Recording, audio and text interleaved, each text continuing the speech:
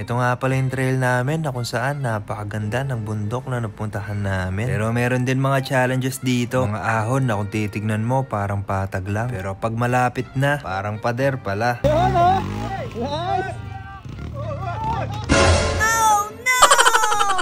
Ito yung unang ahon na pwede mong subukan kung gusto mo. At meron nga nag-try sa mga kasama namin. Tinapon na lang yung motor.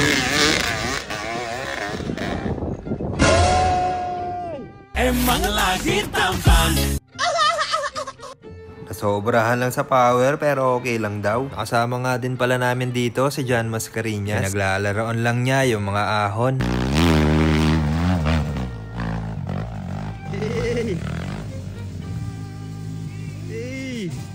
Inigot lang oh.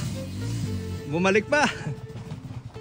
Ang lakas talaga, nag-U-turn lang na parang walang nangyari. Ito naman yung isang ahon. Halos magkatabi lang sila. Unang sumubok nga pala dito, si Lloydworks Racing ang gumawa ng aking KLX. Gamit niya yung kanyang KMX na 2-stroke.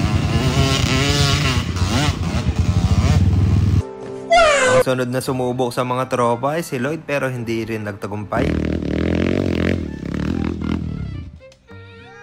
Hey, boo!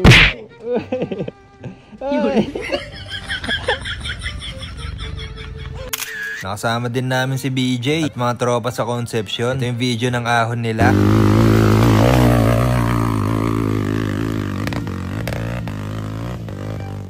Wow! Try na natin dito.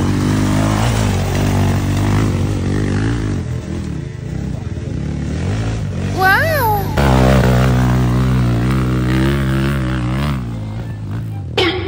Emang lagi tampan.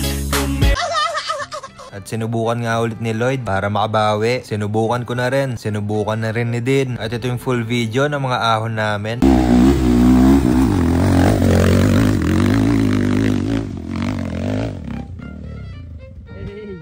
Wow naman. Barto!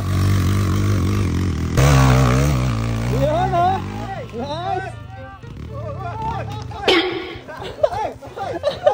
All you gotta do is just meet me at the Ceripit tulang baja. Yan, Pop Nation. Hoy! Hoy! Hoy! Emang lagi tampan. Emang lagi tampan. Highlights na sana. Nag-low lights pa mga paps.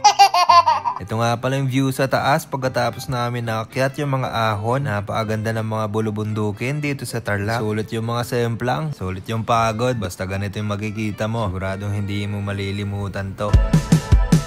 Di ko maiwasan.